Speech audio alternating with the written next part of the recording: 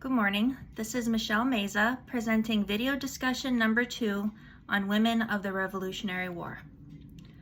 As children, we undoubtedly learned about the famous figures of our nation's founding, how George Washington never told a lie, Benjamin Franklin and his discovery of electricity using a kite and the little critter that assisted him, at least in the old Disney version, and how Betsy Ross pieced together the first American flag. Many of these caricatures of the American Revolution are essential to the teaching of American history, but how do they hold up once we grow out of crayons and begin writing historical essays in high school and beyond? Are the real people behind the stories important? Did Washington really never lie, and do presidents lie? Is Benjamin Franklin's loose living and sexual exploits diminish his role as a founding father? Or does the woman behind Betsy Ross, Elizabeth Clayton, really matter? One woman of the American Revolution that we have no rhymes or bedtime stories about is Abigail Adams, wife of the second President of the United States and founding father, John Adams.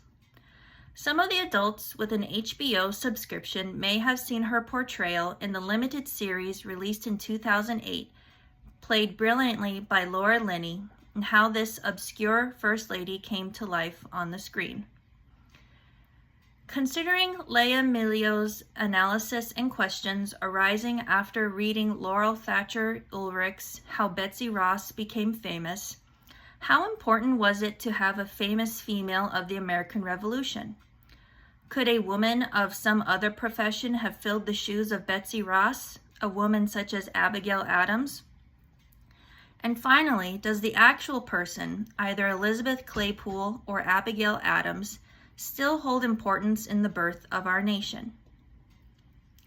Married in 1764 to John Adams, a lawyer from Boston, their extensive correspondence during their marriage reveals that she was his closest confidant and advisor. During the early events of the American Revolution and the writing of the Declaration of Independence, she was often left alone with their 4 surviving children, Abigail, John Quincy, Charles, and Thomas, while Adams labored for independence from Great Britain in Philadelphia, and when he traveled to France to negotiate an alliance with Louis XVI. A period of separation approximately lasting from 1774 to 1784, until Abigail traveled to France to be with her husband as first ambassador to Great Britain after the war. We often recall Abigail Adams, if we even think of her at all, as the elderly woman in the presidential portrait she sat alongside the portrait of John Adams as president in the U.S. National Gallery. White-haired, dressing cap, very matronly figure. However, is she ever remembered as a founding mother of women's rights? In her most famous letter of 1776 to John Adams, she writes after the British Army evacuated Boston and she vaccinated herself and their children against smallpox, still a very experimental procedure, while on her own, she suggests to her husband, and by the way, and the new code of laws which I suppose it will be necessary for you to make, desire you will remember the ladies, and be more generous and favorable to them than your ancestors.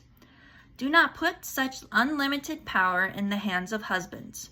Remember, all men would be tyrants if they could. If particular care and attention is not paid to the ladies, we are determined to foment a rebellion, and will not hold ourselves bound by any laws in which we have no voice or representation. To which John Adams replied he had no intention of exchanging the tyranny of George III for what he called the despotism of the petticoat. He concluded, I cannot but laugh. The only one not laughing was Abigail, and she responded promptly by writing to Mercy Otis Warren in April 1776, rather jokingly that they jointly file a petition to the Congress that they were being governed without their consent. Whether she seriously considered that women should be subject to the same rights as men in the new country, or that this was just playful banter between a husband and wife, her comments proved to be centuries ahead of their time as an advocate for women's rights. But is Abigail remembered as a founding mother and advocate for the rights of women when no such rights were even considered in the late 18th century, when women were still considered as property of their husbands, with no rights of their own to their children or otherwise? Can the old woman in the presidential portrait hanging in the National Gallery of Art in Washington, D.C. be seriously considered as an advocate for women's rights?